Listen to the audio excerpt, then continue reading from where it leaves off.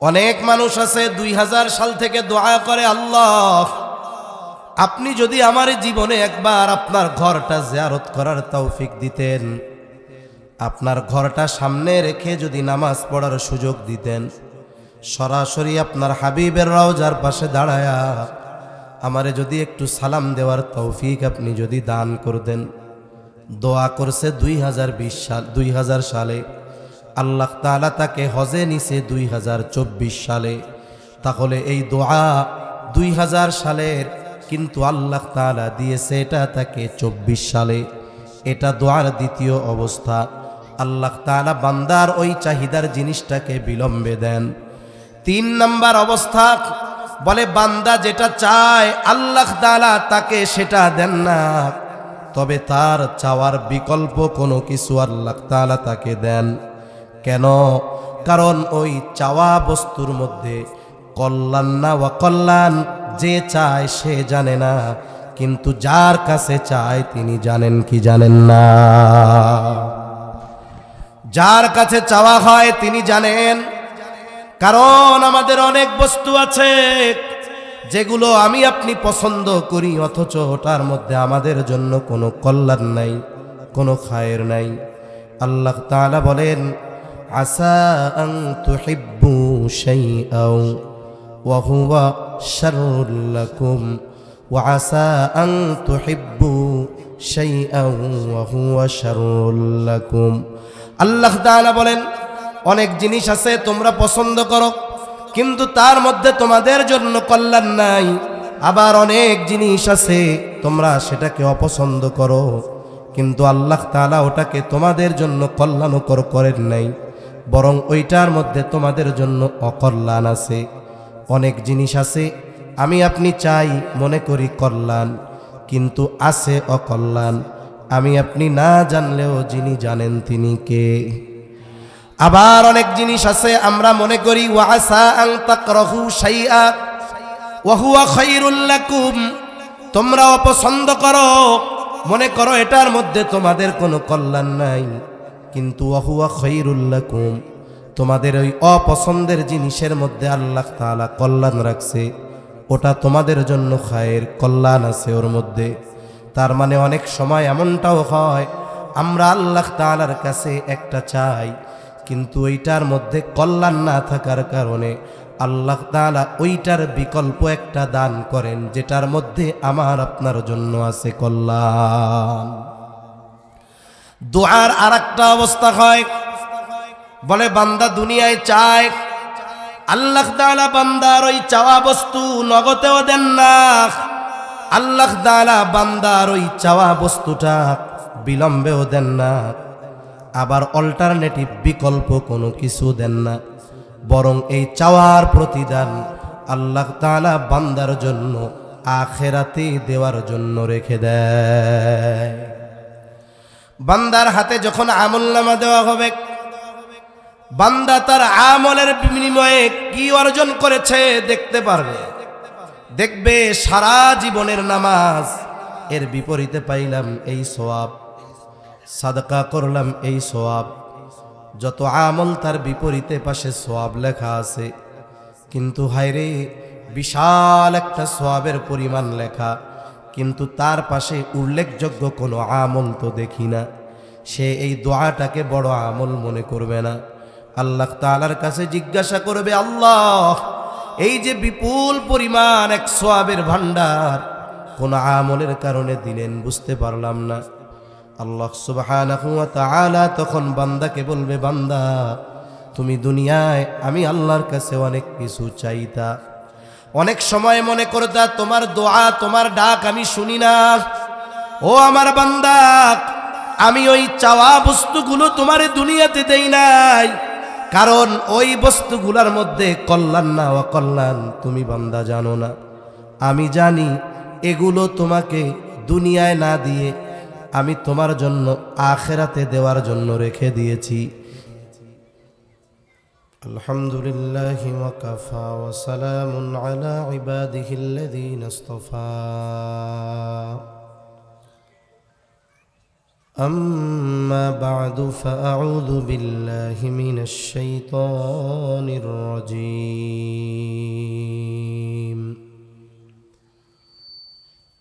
بسم الله الرحمن الرحيم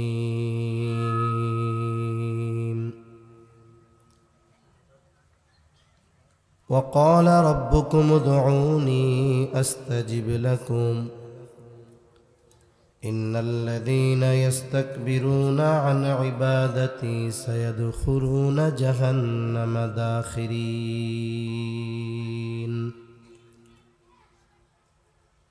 وقال رسول الله صلى الله عليه وسلم الدعاء هو العبادة أو كما قال النبي صلى الله عليه وسلم صدق الله العلي العظيم وصدق رسوله النبي الكريم ونحن على ذلك لمن الشاهدين والشاكرين والذاكرين والحمد لله رب العالمين سبحانك لا علم لنا إلا ما علمتنا إنك أنت العليم الحكيم اللهم صل على محمد وعلى آل محمد كما صليت على إبراهيم وعلى آل إبراهيم إنك حميد مجيد اللهم بارك على محمد وعلى آل محمد كما باركت على إبراهيم وعلى آل إبراهيم إنك حميد مجيد الحمد لله ঐতিহ্যবাহী গাজীপুর জেলার অন্তর্গত কালিয়াকৈর থানাধীন সাহেব বাজার আবু বকর সিদ্দিক রাদিয়াল্লাহু তাআলা আনহু ক্যাডেট মাদ্রাসার উদ্যোগে হাফেজ ছাত্রদের পাগড়ি প্রদান উপলক্ষে নবম বার্ষিক ওয়াজ মাহফিল। আজকের এই ওয়াজ মাহফিলের সম্মানিত শ্রদ্ধেয় সভাপতি, প্রধান মেহমান, প্রধান অতিথি, বিশেষ অতিথিবৃন্দ সহ সম্মানিত শ্রদ্ধেয় উলামায়ে কেরাম। মাইক আছে দুই কোনায়, আওয়াজ কই, আওয়াজটা টন টন করেন, আওয়াজই তো নাই।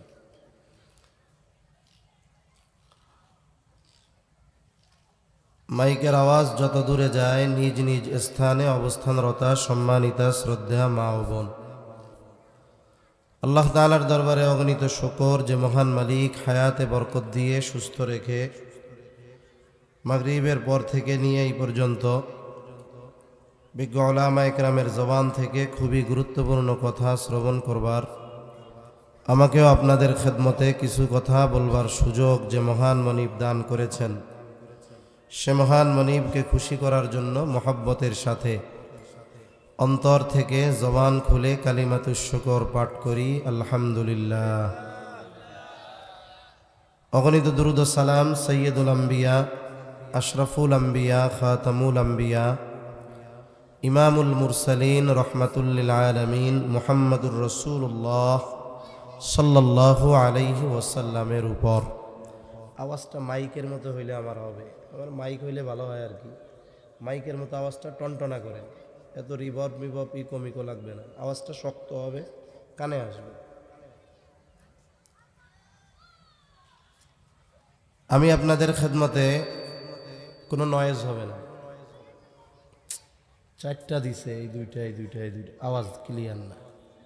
আওয়াজ তো আগে ভেতরে দরকার, বক্তার কানে আওয়াজ ভালো মতো আসতে হবে, আগে পরিষ্কার আসতে হবে, এরপরে বাইরের চিন্তা। আমি আপনাদের খেদমতে পবিত্র কোরআনুল কারীমের একটা আয়াত ও রাসূল আকরাম সাল্লাল্লাহু আলাইহি ওয়াসাল্লামের অগণিত হাদিস থেকে একটা হাদিস পাঠ করেছি। আল্লাহ তাআলার কাছে তৌফিক চাই, আল্লাহ তাআলা কিছু কথা বলার তৌফিক দেন যেগুলো আমাদের সবার দুনিয়া এবং আখিরাতের জন্য কল্যাণকর হয়। সকলে জবান খুলে বলি আমিন। সম্মানিত উপস্থিতি, এই দুনিয়াতে আমরা যত ধরনের ইবাদত করি এর মধ্যে অন্যতম একটি ইবাদত হলো দোয়া।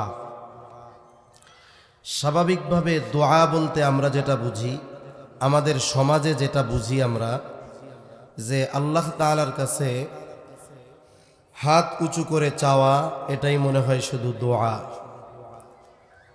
এটা আমাদের দ্বীনি জ্ঞান কম থাকার কারণে আমরা এটা মনে করি। কিন্তু বান্দা শুধু আল্লাহ তাআলার কাছে হাত উঁচু করেই চায় বা চাইবে, বিষয়টা এমন নয়। বরং অনেক সময় এই চাওয়াটা হাত উঁচু করেও হয় না, মুখ দিয়ে কিছু শব্দ উচ্চারণের মাধ্যমেও হয় না, বরং হৃদয়ের কিছু কথামালার মাধ্যমে আল্লাহ তাআলার কাছে অনেক সময় বান্দা অনেক গুরুত্বপূর্ণ কিছু চায়। স্বাভাবিক আমরা যেটাকে দোয়া মনে করি, যে আমাদের চাহিদা বা আমাদের কিছু চাওয়া আল্লাহ তাআলার কাছে থাকে, এই বিষয়টা নিয়েই কয়েকটা কথা আপনাদের খেদমতে বলা। তা এই সময়টা এমন এক সময়, কিছু মানুষ তো মনে করে যে আল্লাহ তাআলার কাছে হাত উঁচু করে অবনীত চিত্তে চাইলাম, এটাই মনে হয় শুধু দোয়ার হালাত বা সুরত। তবে এটা একটা উত্তম সুরত, কারণ আহকামুল হাকিমিনের কাছে যত অবনীত চিত্তে চাওয়া যায়, নিজেকে যত দুর্বল আর অক্ষম হিসাবে পেশ করা যায়, আল্লাহ তাআলার কাছ থেকে তত দ্রুত ওই চাওয়াটা যদি আমার এমন কিছু না হয় যেটা আল্লাহ দিবেন না, তাহলে ওই ধরনের চাওয়াটা আল্লাহ তাআলা পূরণ করেন। স্বাভাবিকভাবে আমরা আল্লাহ তাআলার কাছে অনেক কিছু চাই। আমাদের চাওয়ার মধ্যে আমরা দুনিয়াবি বিষয়টাকে সবচাইতে বেশি প্রাধান্য দেই।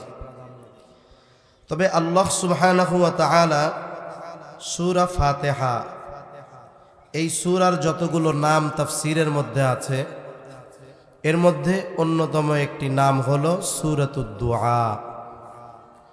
এই সূরার মধ্যে আমরা আল্লাহ তাআলার কাছে কিছু জিনিস চাই। আবার বেশিরভাগ চাই কোন সময়?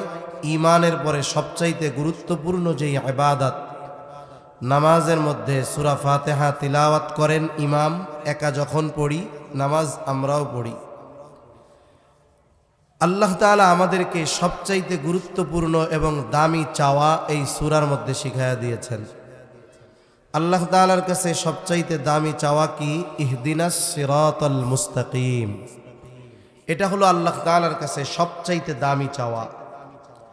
তবে আফসোসের বিষয়, দোয়াটাকে আমরা দুনিয়া কেন্দ্রিক বানায় ফেলছি, যার কারণে দোয়ার মধ্যে আমাদের দুনিয়াবি বিষয়গুলো আল্লাহ তাআলার কাছে বেশি চাওয়া হয়। এরপরেও দুনিয়াবি ওই বিষয়গুলো যদি এমন বিষয় না হয় যেগুলো আল্লাহ দিবেন না, যেমন দোয়া কবুলের কিছু শর্ত আছে, এর মধ্যে অন্যতম একটি শর্ত হলো আল্লাহ তাআলার কাছে এমন কিছু না চাওয়া যেটা আল্লাহ দিবেন না, তবে ওগুলো দেওয়া আল্লাহর জন্য সম্ভব। যেমন এই দুনিয়ায় কেউ যদি আল্লাহকে বলে, আল্লাহ আপনি তো আহকামুল হাকিমিন, সব কিছু দেওয়ার ক্ষমতা আপনার আছে, আপনি আমারে গোটা পৃথিবীর বাদশা বানায় দেন, আল্লাহ কি দিবে? এটা দেওয়ার ক্ষমতা আল্লাহর আছে না নাই? কিন্তু দিবে না। কেন দিবে না? সুলাইমান আলাইহিস সালাম পয়গম্বর দোয়া করছে, রব্বি হাবলি মুলকাল লা ইয়ামবাগি লি আহাদিম মিন বাদি। আল্লাহ আপনি আমাকে এমন এক রাজত্ব দেন, এমন রাজত্ব যা আমার পরে আপনি আর কাউরে দিবেন না। দেওয়ার ক্ষমতা আল্লাহর আছে, কিন্তু আল্লাহ দিবেন না। এটা আরেকজন যদি চিন্তা করে যে এই দুনিয়ায় আমার বাপ মরে গেল 60 বছরে, দাদা মরে গেল 70 বছর বয়সে, তা উনি আল্লাহর কাছে খুব অবনীত চিত্তে দোয়া করতেছে, আল্লাহ আপনি নূহ আলাইহিস সালাম রে হায়াত দিছেন 950 বছর, ফেরাউনরেও কম দেন নাই, 400 বছর দিছেন। তা এক কাজ করেন আল্লাহ, আমারে এই দুইজনের মাঝামাঝি একটা হায়াত দেন। আল্লাহর দেওয়ার ক্ষমতা আছে না নাই? কিন্তু আল্লাহ কি দিবে? কেন? এই উম্মতের গড় আয়ু 60 থেকে 70 বছর। এর বেশি যদি কেউ বাঁচে কয়েক বছর, এটা আল্লাহর অনুগ্রহ। তাহলে চাওয়ার ক্ষেত্রে এই ধরনের কিছু আল্লাহ তাআলার কাছে না চাওয়া, কোনো কিছু দেওয়ার ক্ষমতা আল্লাহর নাই এমনটা কখনোই নয়, বরং এমন কিছু না চাওয়া যেটা আল্লাহ দিবেন না, তবে দেওয়ার ক্ষমতা আল্লাহর আছে। সাথে সাথে দোয়া কবুলের জন্য তাড়াহুড়ো না করা। আমাদের একটা অভ্যাস হলো যে আমরা যখন কোনো কিছু চাই অতিমাত্রায় তাড়াহুড়ো করি, যে এটা আমারে এক্ষুনি দেন। এটাও দোয়ার আদবের পরিপন্থী। আল্লাহ তাআলার কাছে চাওয়া, তবে তাড়াহুড়ো না করা। সাথে সাথে একনিষ্ঠতার সাথে আল্লাহ তাআলার কাছে চাওয়া, যেটা আমি চেয়েছি এই ব্যাপারে এই ধারণা রাখা যে আমার আল্লাহ আমাকে এটা দিবেন। এরপরে দোয়া কবুলের অন্যতম আরেকটি শর্ত আছে যে খাবারটা হালাল হতে হবে। যদি কারো খাবার হারাম হয়, পোশাক হারাম হয়, ও বাইতুল্লাহর যতগুলো দোয়া কবুলের জায়গা আছে মক্কা মদিনায়, সব জায়গা গিয়ে দোয়া করলেও তার দোয়া কবুল হবে না। এক ব্যক্তি লম্বা সফর করে উস্কো খুস্কো চুল, বাইতুল্লাহর গেলাফ ধরে দোয়া করতেছে, তার দোয়ার এতটা কাকুতি মিনতি আর দোয়ার মধ্যে তার এতটা নমনীয় ভাব, সাহাবায়ে কেরাম চিন্তা করছে এই ব্যক্তির দোয়া আল্লাহ ফিরাইয়া দিবেন না। নবীজি সাল্লাল্লাহু আলাইহি ওয়াসাল্লামকে আল্লাহ তাআলা ওই ব্যক্তির বাস্তব অবস্থা জানিয়ে দিয়েছেন। নবীজি বলেন, ওই ব্যক্তির দোয়া আল্লাহ কেমনে কবুল করবে? যার দেহ হারাম খাবার দিয়ে গঠিত, যার গায়ের পোশাকটা হারাম টাকার, এই ব্যক্তির দোয়া আল্লাহ কেমনে কবুল করবে? তার মানে উপার্জন, খাবার, পোশাক এগুলো সব হালাল টাকার হতে হবে, হালাল উপার্জনের হতে হবে। এই ধরনের কয়েকটা শর্ত ঠিক রেখে যখন কোনো বান্দা আল্লাহ তাআলার কাছে দোয়া করে, তার দোয়া আল্লাহ ফিরিয়ে দেন না, তার দোয়া আল্লাহ কবুল করে। সুবহানাল্লাহ। তবে তার দোয়ার কয়েকটা অবস্থা হয়, যেটা চাইলাম এর অবস্থা কয়েকটা হয়। এক নাম্বার, বান্দা যেটা চেয়েছে আল্লাহ তাআলা ওটা চাওয়ার সাথে সাথে নগদেই দিয়ে দেয়। যেটা নগদে চাইছে এটা নগদে আল্লাহ দিয়ে দিছে। এইরকম অনেক জিনিস আমার আপনার জীবনে আছে, কিন্তু আমি আপনি এই বিষয়গুলো খেয়াল করি না বিধায় অনুধাবন করতে পারি না। অনেক সময় আমি মাঝে মধ্যে বলি, এরকম অনেক ঘটনা আমাদের সাথেও কম বেশি ঘটে সফরের সুবাদে। মনে করেন একটা প্রত্যন্ত অঞ্চল, গভীর রাত, এক ব্যক্তির সন্তান অথবা স্ত্রী অসুস্থ হয়েছে, অথবা মা বাবা প্রচণ্ড অসুস্থ। অসুস্থতার মাত্রা এত বেশি যে এখন ডাক্তারের কাছে নেওয়া দরকার, কিন্তু তার গ্রাম, তার বাড়ি এমন জায়গায় সন্ধ্যার পরে গাড়ি চলে না। আমাদের বাংলাদেশে ঢাকার আশেপাশেও এমন জায়গা আছে যে সন্ধ্যার পরে রাস্তায় গাড়ি ঘোড়া খুঁজে পাওয়া যাবে না। রাত বাজে 2টা 3টা, এখন তার গাড়ির প্রয়োজন। সেও জানে রাস্তায় গেলে গাড়ি পাওয়া অসম্ভব।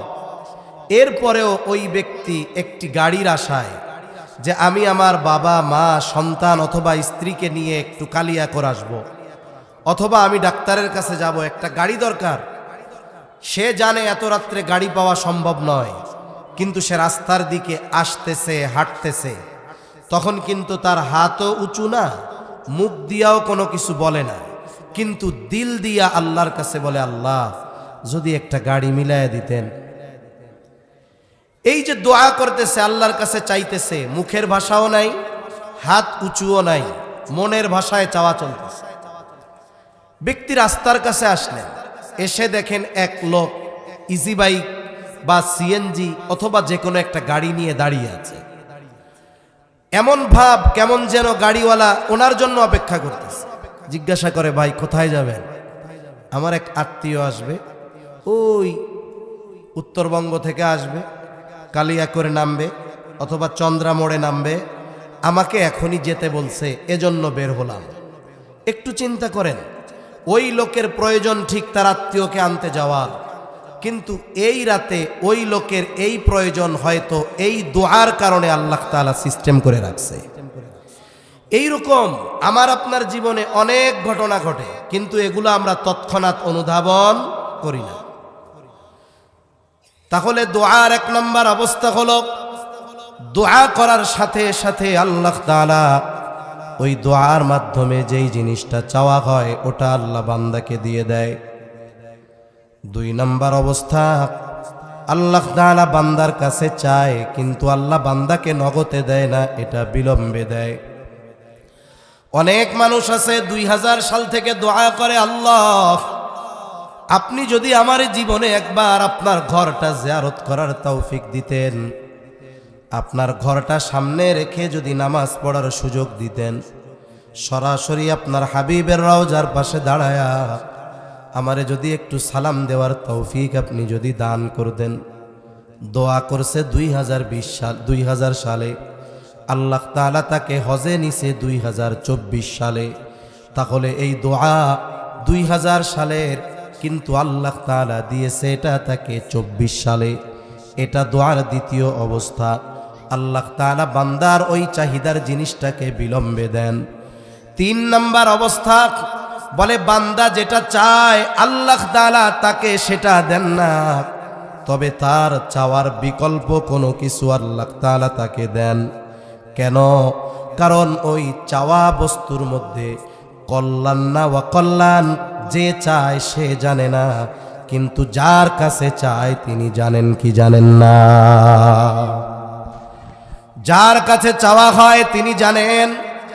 কারণ আমাদের অনেক বস্তু আছে যেগুলো আমি আপনি পছন্দ করি, অথচ ওটার মধ্যে আমাদের জন্য কোনো কল্যাণ নাই, কোনো খায়ের নাই। আল্লাহ তাআলা বলেন, আসা আন তুহিব্বু শাইআও ওয়া হুয়া শাররুল লাকুম ওয়া আসা আন তুহিব্বু শাইআও ওয়া হুয়া শাররুল লাকুম।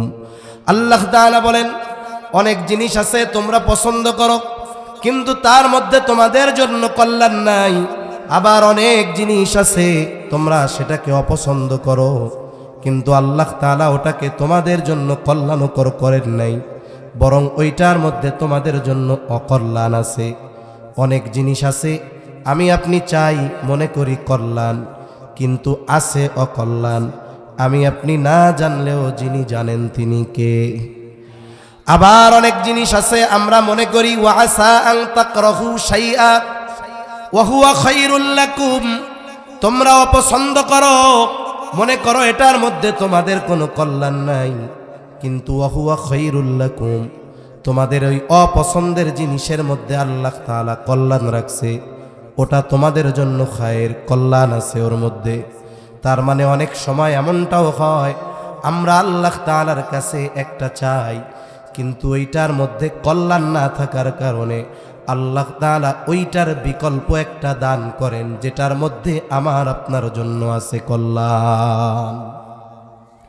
দোয়ার আরেকটা অবস্থা হয়, বলে বান্দা দুনিয়ায় চায়, আল্লাহ তাআলা বান্দার ওই চাওয়া বস্তু নগদেও দেন না, আল্লাহ তাআলা বান্দার ওই চাওয়া বস্তুটা বিলম্বেও দেন না, আবার অল্টারনেটিভ বিকল্প কোনো কিছু দেন না, বরং এই চাওয়ার প্রতিদান আল্লাহ তাআলা বান্দার জন্য আখিরাতে দেওয়ার জন্য রেখে দেয়। বান্দার হাতে যখন আমলনামা দেওয়া হবে, বান্দা তার আমলের বিনিময়ে কি অর্জন করেছে দেখতে পারবে। দেখবে সারা জীবনের নামাজ, এর বিপরীতে পাইলাম এই সওয়াব, সাদকা করলাম এই সওয়াব, যত আমল তার বিপরীতে পাশে সওয়াব লেখা আছে, কিন্তু হায়রে বিশাল একটা সওয়াবের পরিমাণ লেখা, কিন্তু তার পাশে উল্লেখযোগ্য কোনো আমল তো দেখি না। সে এই দোয়াটাকে বড় আমল মনে করবে না, আল্লাহ তাআলার কাছে জিজ্ঞাসা করবে, আল্লাহ এই যে বিপুল পরিমাণ এক সওয়াবের ভান্ডার কোন আমলের কারণে দিলেন বুঝতে পারলাম না। আল্লাহ সুবহানাহু ওয়া তাআলা তখন বান্দাকে বলবে, বান্দা তুমি দুনিয়ায় আমি আল্লাহর কাছে অনেক কিছু চাইতা, অনেক সময় মনে করতা তোমার দোয়া তোমার ডাক আমি শুনি না। ও আমার বান্দা, আমি ওই চাওয়া বস্তুগুলো তোমার দুনিয়াতে দেই নাই, কারণ ওই বস্তুগুলোর মধ্যে কল্যাণ না অকল্যাণ তুমি বান্দা জানো না, আমি জানি। এগুলো তোমাকে দুনিয়ায় না দিয়ে আমি তোমার জন্য আখেরাতে দেওয়ার জন্য রেখে দিয়েছি। এগুলা হলো তোমার ওই সমস্ত দোয়ার প্রতিদান, যেই দোয়াগুলো তুমি করতা আর মনে করতা আমি আল্লাহ মনে হয় তোমার দোয়া শুনি নাই। এগুলো আমি তোমার ওই দোয়ার বিপরীতে দিয়েছি। তখন বান্দা বলবে আল্লাহ, তাহলে দুনিয়াতে দোয়ার বদৌলতে যেই বস্তুগুলো দিয়েছিলেন ওইগুলা যদি দুনিয়ায় না দিয়ে আজকে দিতেন তাইলে ভালো হতো। তাহলে দোয়ার ক্ষেত্রে নিরাশ হওয়ার কোনো কারণ নাই। আমরা যদি দোয়ার ওই শর্তগুলো ঠিক রেখে দোয়া করি তাহলে আমাদের প্রত্যেকটা দোয়ার জন্য প্রতিদান আছে না নাই? জোরে বলেন আছে না নাই? আছে। নগদে হোক, বিলম্বে হোক, বিকল্প হোক কিংবা আখেরাতে হোক, আছে। এজন্য দোয়া করা এটা গুরুত্বপূর্ণ একটি বিষয়। যেহেতু একটি মাদ্রাসার মাহফিল, আমাদের সন্তানেরা মাদ্রাসায় আছে, দোয়ার ক্ষেত্রে সন্তানের জন্য মা বাবার দোয়ার প্রভাব এটা ব্যাপক এক প্রভাব ফেলে সন্তানের জীবনে। অনেক মা বাবা সন্তানের জন্য দোয়া করতে কার্পণ্য করে, অথচ সন্তানের জন্য যারা দোয়া করে আল্লাহ তাআলা তাদের ব্যাপারে বলেন এটা হলো রহমানের বান্দাদের অন্যতম একটা গুণ। সাথে সাথে স্ত্রী সন্তানদের জন্য দোয়া করা শিখিয়েছেন কে? জোরে বলেন না কে? আল্লাহ তাআলা সূরা ফুরকানের মধ্যে জানায় দেন, রহমানের বান্দাদের গুণাবলীগুলো বর্ণনা করতে গিয়ে আল্লাহ তাআলা এক পর্যায়ে বলেন রহমানের বান্দাদের অন্যতম গুণ তারা আল্লাহ তাআলার কাছে তাদের স্ত্রী সন্তানদের জন্য দোয়া করে। কি বলে তারা? রব্বানা হাবলানা মিন আজওয়াজিনা ওয়া যুররিয়াতিনা কুররাতা আ'য়ুন ওয়াজআলনা লিল মুত্তাকিনা ইমামা।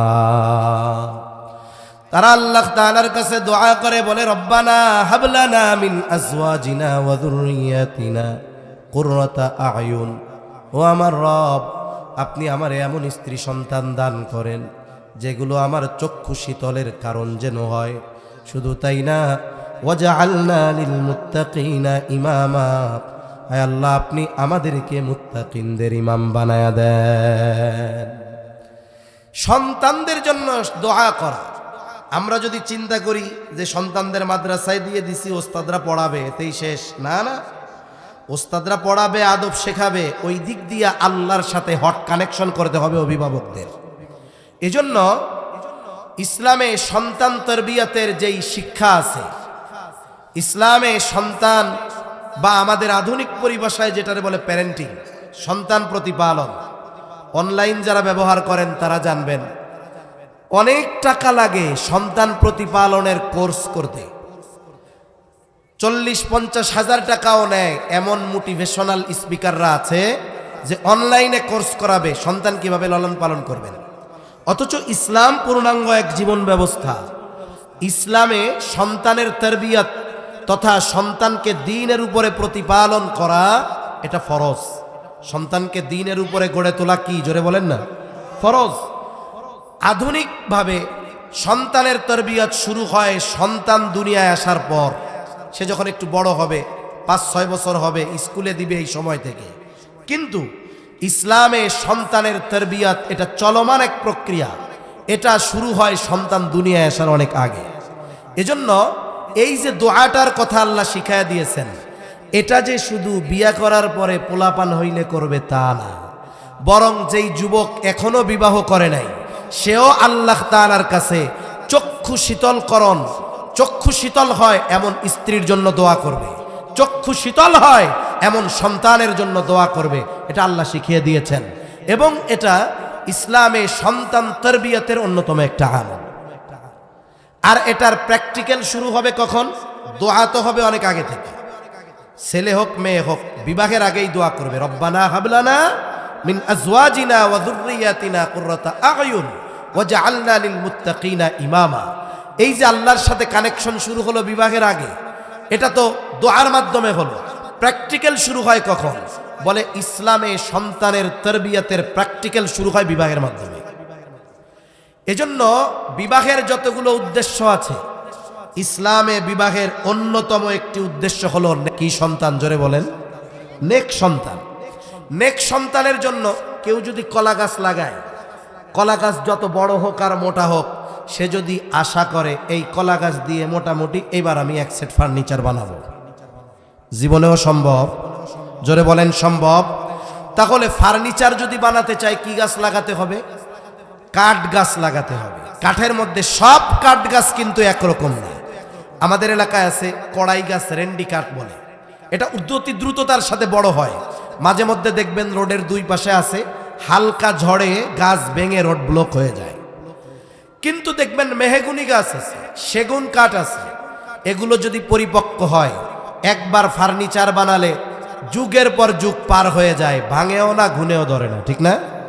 বাজারে যখন কেউ ফার্নিচার কিনতে চায় খুব যাচাই বাছাই করে যে কোনটা সার হইছে, কোনটা নিলে টিকবে, কোনটা ঘুনে ধরবে না। এই রকম ভাবে নেক সন্তান যেহেতু বিবাহের অন্যতম উদ্দেশ্য, বিবাহের আগে এটাও যাচাই বাছাই করা দরকার কোন নারী নেক সন্তান জন্ম দিতে সক্ষম। এজন্য রাসূলুল্লাহ সাল্লাল্লাহু আলাইহি ওয়াসাল্লাম বিবাহ করার ক্ষেত্রে নবীজি বলেন চারটি জিনিস দেখে বিবাহ করা হয় মেয়েদের ব্যাপারে। 1 নাম্বার দেখা হয় তার সৌন্দর্য, 2 নাম্বার দেখা হয় তার সম্পদ, 3 নাম্বার বংশ, 4 নাম্বার দিন। তবে নবীজি সাল্লাল্লাহু আলাইহি ওয়াসাল্লাম দ্বীনের ব্যাপারে বলেন ফাযফার বিযাতিদ দ্বীন, তোমরা দ্বীনকে প্রাধান্য দাও। বাকি 3টায় কমতি আছে, দ্বীনের ক্ষেত্রে কোনো কমতি নাই। বিবাহ যদি হয়ে যায় সবর করো, আশা করা যায় ওই দ্বীনদার নারীর গর্ভে আল্লাহ তাআলা এমন সন্তান দান করবে যেটা তোমার চক্ষু শীতলকরণের কারণ হয়ে যাবে। ওই যে দোয়া করছিলা বিয়ার আগে, আল্লাহ আপনি আমার এমন স্ত্রী দেন, এমন সন্তান দেন যেটা আমার চক্ষু শীতলকরণের কারণ যেন হয়, আল্লাহ এরকম সন্তান দিবে। তাহলে 1 নাম্বার দিনদার মেয়ে বিবাহ করতে হবে। 2 নাম্বার যেই বিষয়টা, সন্তান দুনিয়ায় আসার আগে সন্তানের জন্য সবচাইতে গুরুত্বপূর্ণ যেই বিষয়, এটা হলো নেক সন্তান চেয়ে আল্লাহর কাছে দোয়া করা। নেক সন্তান চেয়ে আল্লাহর কাছে দোয়া করা, এটা পয়গম্বর আলাইহিমুস সালামের আমল। মুসলিম মিল্লাতের পিতা ইব্রাহিম আলাইহিস সালাম যখন নমরুদের অগ্নিকুণ্ড থেকে আল্লাহ হেফাজত করলেন, তিনি সফর শুরু করলেন হিজরত সিরিয়ার উদ্দেশ্যে। ওনার বয়স 80 কোটায়, সন্তান নাই, কেউ নাই। ইব্রাহিম আলাইহিস সালাম ওই সময় আল্লাহ তাআলার কাছে নেক সন্তান চেয়ে দোয়া করেছে। আল্লাহ তাআলা সেই দোয়ার খবর কোরআনুল কারীমের মধ্যে জানায় দেন। তিনি দোয়া করেছেন রব্বি হাবলি মিনাস সলিহিন। 7টায় নামাজ না? 7টায়? আচ্ছা, ওনাদের নামাজের আগেই আমি শেষ করে দিই। একজন একটু জবাব দিয়া দেন, আমি কথা বলি। ইব্রাহিম আলাইহিস সালাম দোয়া করছে, কি দোয়া? রব্বি হাবলি মিনাস সলিহিন, ও রব আমাকে আপনি একটা নেককার সন্তান দেন। মুফাসসিরিনে কেরাম বলেন এই জায়গায় আল্লাহ তাআলা ছেলে সন্তান চেয়ে আল্লাহ তাআলার কাছে দোয়া করেছে। ইব্রাহিম আলাইহিস সালাম চেয়েছে ছেলে, এই জন্য মুফাসসিরিনে কেরাম বলেন আল্লাহ তাআলার কাছে ছেলে সন্তান চেয়ে দোয়া করা এটা ইব্রাহিম আলাইহিস সালামের আমল। তবে একজন ছেলে চেয়ে দোয়া করছে, আল্লাহ তাআলা যদি তাকে মেয়ে দেয়, বলেন তো রাগ হওয়ার কোনো সুযোগ আছে নাকি? কারণ আমি চাইছি ছেলে, শুরুতে বলছিলাম আমি মনে করছি ছেলে হইলে ভালো হয়, কিন্তু আল্লাহ জানে যে ওর মেয়ে হইলে ভালো হয়। এখন আল্লাহ এই জন্য মেয়ে দিচ্ছে। আর ছেলে হোক আর মেয়ে হোক, দেওয়ার ক্ষমতা দুনিয়ার কারো নাই। ক্ষমতা কার? জোরে বলেন। আল্লাহ তাআলা বলেন ইয়াহাবু লিমান ইয়াশাউ ইনাসা ওয়া ইয়াহাবু লিমান ইয়াশাউ যুকুর আও ইউযাওয়িজুহুম যুকরানা ওয়া ইনাসা ওয়া ইয়াজআলু মান ইয়াশাউ আকীমা। আল্লাহ তাআলা যিনি চান তাকে তিনি কন্যা সন্তান দেন, যাকে চান আল্লাহ তাআলা ছেলে সন্তান দেন, যাকে চান আল্লাহ তাআলা উভয়টাই দেন, আবার যাকে চান আল্লাহ তাআলা বন্ধা বানায় রাখেন। ইব্রাহিম আলাইহিস সালাম দোয়া করছে, আল্লাহ আমার একটা নেক সন্তান দেন। আল্লাহ দোয়া কবুল করছেন। আল্লাহ জবাবে কি বলেন?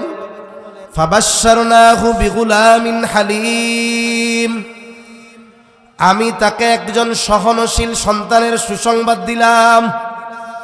সহনশীল সন্তান, সহনশীলতা এমন এক গুণ, বলে যার মধ্যে সবরের গুণ থাকে, যার মধ্যে শকরের গুণ থাকে, যার মধ্যে আনুগত্যের গুণ থাকে, এই ধরনের অনেক ভালো গুণের সমন্বয়ে একটা গুণ হালিম, সহনশীলতা। আল্লাহ তাআলা ইব্রাহিম আলাইহিস সালামের দোয়া তো কবুল করেছেন, সাথে সাথে আল্লাহ তাআলা পরীক্ষার মাধ্যমে দেখা দিয়েছেন যে এই সন্তান কেমন সহনশীল সন্তান। মূলত এখানে পরীক্ষা হয়েছে দুইটা। কয়টা পরীক্ষা হয়েছে? ইব্রাহিম আলাইহিস সালামের পরীক্ষা নিছেন আল্লাহ, আর ছেলের পরীক্ষা নিছেন ইব্রাহিম আলাইহিস সালাম। যখন তিনি স্বপ্নে দেখছেন যে সন্তানরে জবাই করতেছে, ৮৬ বছর বয়সে পাইছেন সন্তান, কি মায়া, কি মোহাব্বত, সাথে চলার উপযুক্ত হইছে। এই সময় সন্তানের প্রতি মায়া মোহাব্বত বেশি থাকে। এই সময় আল্লাহ স্বপ্নে দেখাইছেন যে তিনি সন্তানরে জবাই করতেছেন। এখন আদেশ করছেন জবাইয়ের কে? আল্লাহর আদেশ পালন করার ক্ষেত্রে কারোর সাথে পরামর্শ করার দরকার আছে। ইব্রাহিম আলাইহিস সালাম ছেলের মনোভাব জানার জন্য ছেলের কাছে এই খবর জানাইছেন। আল্লাহ তাআলা বলেন, ফালাম্মা বালাগা মাআহুস সা'য়া ক্বালা ইয়া বুনাইয়া ইন্নী আরা ফিল মানাম আন্নী আযবাহুকা ফানজুর মাযা তারা। ইব্রাহিম আলাইহিস সালাম স্বপ্নে দেখে সন্তানরে বলে, হে আমার বৎস, আমি স্বপ্নে দেখেছি ইন্নী আরা ফিল মানাম আন্নী আযবাহুকা, যে আমি তোমারে জবাই করতেছি। সন্তান বয়স যা হোক না কেন, সন্তান জানে আমার বাবার স্বপ্ন সাধারণ মানুষের স্বপ্নের মতো নয়। আমার বাবা যেটা স্বপ্নে দেখছে এইটা শুধু স্বপ্ন নয়, বরং আদেশটা কার। সন্তান জানে। ইব্রাহিম আলাইহিস সালাম জিজ্ঞেস করছে, কেন? সন্তানের মনোভাবটা একটু যাচাই করি। বলে নাকি যে আব্বু কি কন, আমি আপনার ৯০-এর কোঠায় বয়স, আমারে আল্লাহ দিছে, আপনি আমার এখন জবাই করে দিবেন? এরকম কোনো কিছু বলে কিনা? কিন্তু সন্তানও পরীক্ষায় পাস, ইব্রাহিম আলাইহিস সালামও পাস। সন্তানের জবাব কি? ইয়া আবাতি ফাআল মা তু'মার সাতাজিদুনি ইনশাআল্লাহু মিনাস সাবিরিন। ওই শিশু সন্তান জবাব দেয়, ও আমার পিতা, আপনি আল্লাহর পক্ষ থেকে যেই নির্দেশ প্রাপ্ত হয়েছেন সেটা আপনি বাস্তবায়ন করেন। আপনি আমাকে ইনশাআল্লাহ ধৈর্যশীলদের অন্তর্ভুক্ত পাবেন। ইব্রাহিম আলাইহিস সালাম জবাই করার জন্য প্রস্তুত, সন্তান জবাই হওয়ার জন্য প্রস্তুত। একটু চিন্তা করেন, ইব্রাহিম আলাইহিস সালামের ছেলে আল্লাহর নির্দেশে, বাবার কথায় আল্লাহর নির্দেশে জবাই হওয়ার জন্য প্রস্তুত। কিন্তু আমার আপনার সন্তান খাড়াইতে কইলে বয়া থাকে, বয়া থাকতে কইলে শুয়া পড়ে।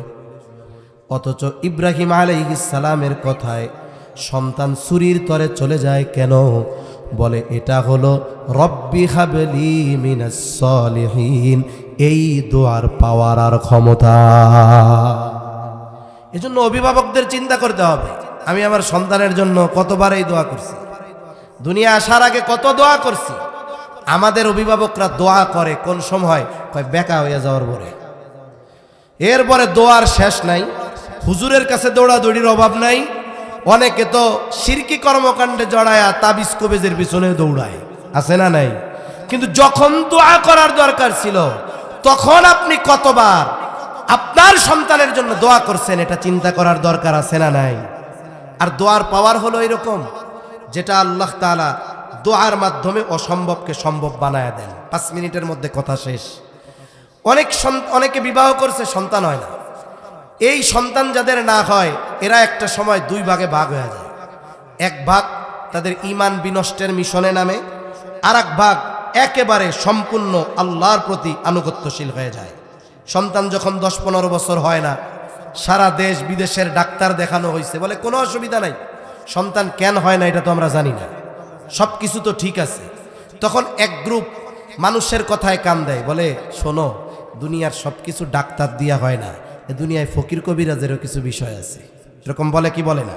এবার পাঠাই দিবে এক জায়গায়, ওই জায়গায় যাওয়ার পরে বলে 16 ঘাটের পানি, 18 গাছের বড়ই পাতা, 16 গাছের গোলাপ ফুলের পাপড়ি, এগুলা নিয়ে আসো, এরপরে মানত করো একটা দরবারে, এরপরে এইগুলা দিয়ে গোসল টোসল করলে পোলাপান হয়ে যাবে।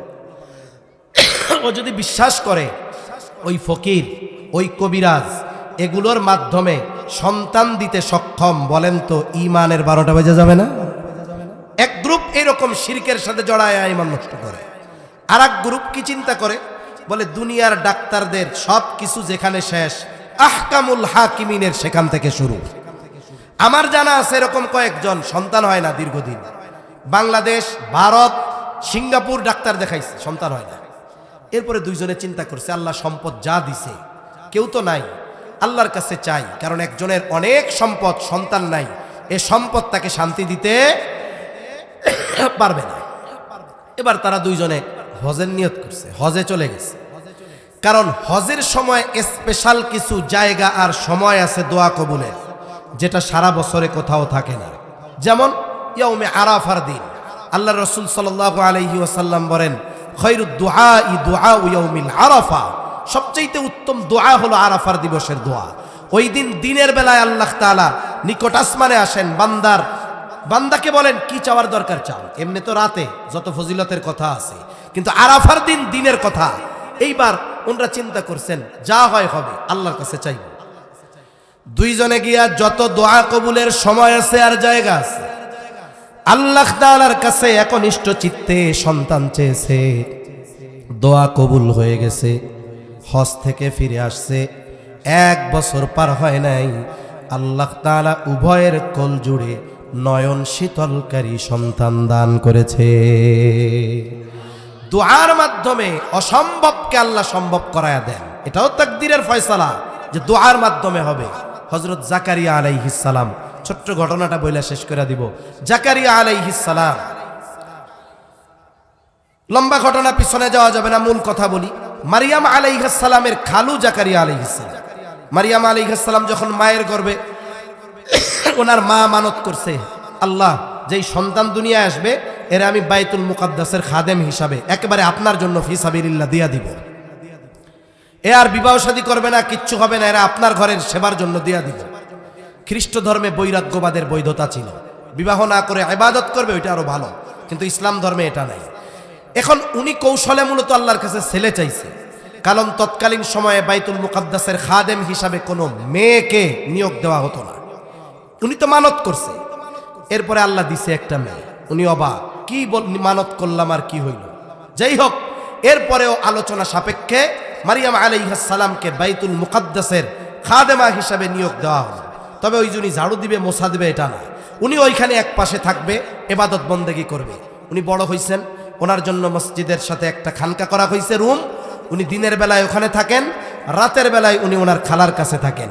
বাইতুল মুকাররমের ওই বাইতুল মুকাদ্দাসের ওই সময়ের ইমাম হযরত জাকারিয়া আলাইহিস সালাম। আল্লাহ তাআলা তো মারিয়াম আলাইহিস সালামকে দিয়ে এক মহাকুদরতের বহির প্রকাশ ঘটাতে চায়। উনি যখন প্রাপ্তবয়স্কা হয়েছেন, ফেরেশতা পাঠায়া দিয়েছেন জিবরাইল আলাইহিস সালামকে। উনি দেখে ভয় পেয়ে গেছেন। যাই হোক, আলোচনার পরে জানাইলেন যে আল্লাহ তাআলা তোমার গর্ভে সন্তান দিবেন, ঈসা আলাইহিস সালাম। উনি বলেন কেমনে হবে? আল্লাহ যেমনে চায় হবে। এবার রূহ ফুঁকে দেওয়া হলো ওনার মধ্যে। এখন উনি প্রেগন্যান্ট, গর্ভবতী। ওনার গর্ভে যে সন্তান, দুনিয়ার কোনো মানুষ জানে না। তাফসীরের মধ্যে আসছে আল্লাহর কুদরত। স্বাভাবিকভাবে যখন বাচ্চার বয়স মায়ের পেটে বেশি হয়, মায়ের শরীরের গঠনের পরিবর্তন ঘটে, কিন্তু আল্লাহর কুদরত, মারিয়াম আলাইহিস সালামের দেহের আকৃতি কোনো পরিবর্তন ঘটে নাই। ঈসা আলাইহিস সালাম ভূমিষ্ঠ হওয়ার আগ পর্যন্ত কেউ বলতে পারে নাই যে এই গর্ভে একটা সন্তান আছে। নারী হোক পুরুষ হোক, কেউ টের পায় নাই। এখন ওই যে গর্ভকালীন সময় মায়ের জন্য ভালো খাবারের দরকার, খাবারের দরকার না? এখন উনি যে গর্ভবতী কেউ তো জানে না, ভালো খাবারের ব্যবস্থা করবে কে? বলে এই জিম্মাদারি যিনি নিয়েছেন তিনি কে?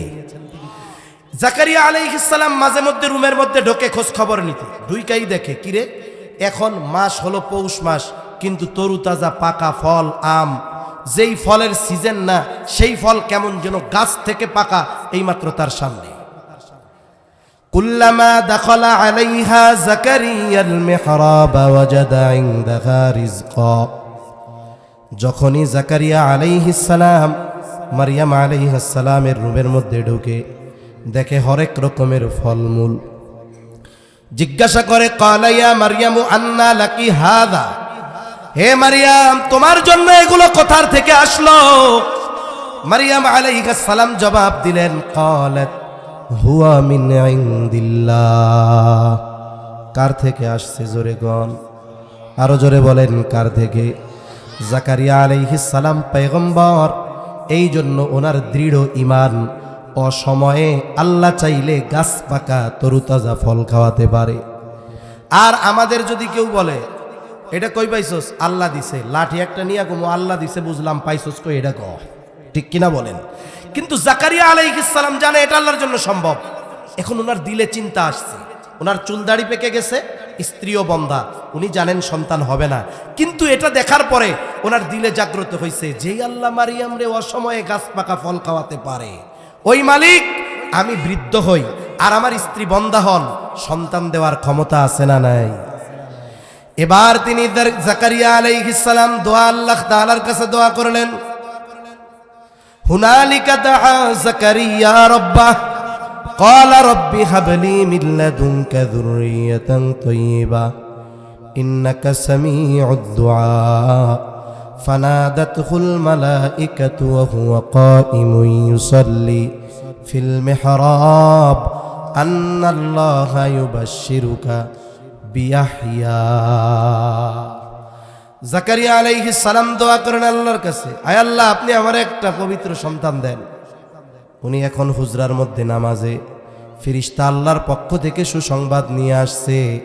হুনালিকা দাআ জাকারিয়া রাব্বাহ ক্বালা রব্বি হাবলি মিন লাদুনকা যুররিয়াতান তাইয়্যিবা ইন্নাকা সামিউদ দুআ ফানাদাতহুল মালাইকাতু ওয়া হুয়া কাইমুন ইউসাল্লি ফিল মিহরাব আন্নাল্লাহা ইউবাশশিরুকা বিয়াহইয়া। ফেরেশতা এসে ডাক দিয়া বলে, ও জাকারিয়া, আল্লাহ তাআলা তোমার দোয়া কবুল করেছে, তুমি এক পুত্র সন্তানের সুসংবাদ নাও, যার নাম আল্লাহ তাআলা রেখে দিয়েছেন ইয়াহইয়া। তাহলে দোয়া এক পাওয়ারফুল জিনিস, দোয়া এক কি জিনিস? পাওয়ারফুল জিনিস। এজন্য আল্লাহ তাআলা বলেন উদউনি আস্তাজিব লাকুম, আমাকে ডাকো, দোয়া করো, চাও, আমি তোমাদের ডাকের সাড়া দিব। তবে দোয়া করে না কারা? যারা অহংকার করে, তারা মূলত দোয়া করে না। এজন্য আমরা আল্লাহ তাআলার কাছে যদি বারবার চাই, আল্লাহ কি রাগ হবে? আল্লাহ তাআলা রাগ হবে না। এজন্য আমরা দোয়া করায় অভ্যস্ত হব, বেশি বেশি সর্বহালতে দোয়া করব। সাহাবায়ে কেরামের অবস্থা এরকম ছিল, জুতার ফিতা ছিঁড়ছে, পকেটে টাকা, সামনে দোকান, এরপরেও আল্লাহর কাছে দোয়া করতো, আল্লাহ আমার এটা কেনার তৌফিক দেন। আমরা যদি আল্লাহর সাথে এইভাবে কানেকশন করতে পারি, তাহলে দেখবেন জীবনের অনেক কঠিন জিনিস দোয়ার মাধ্যমে আমাদের জন্য সহজ করে দিবেন কে? আল্লাহ। আল্লাহ তাআলা আমাদেরকে বেশি বেশি তার কাছে চাওয়ার তৌফিক দান করেন। সকলে বলি আমিন। ওয়া আখিরু দাওয়ানা আনিল হামদুলিল্লাহি রাব্বিল আলামিন। আসসালামু আলাইকুম।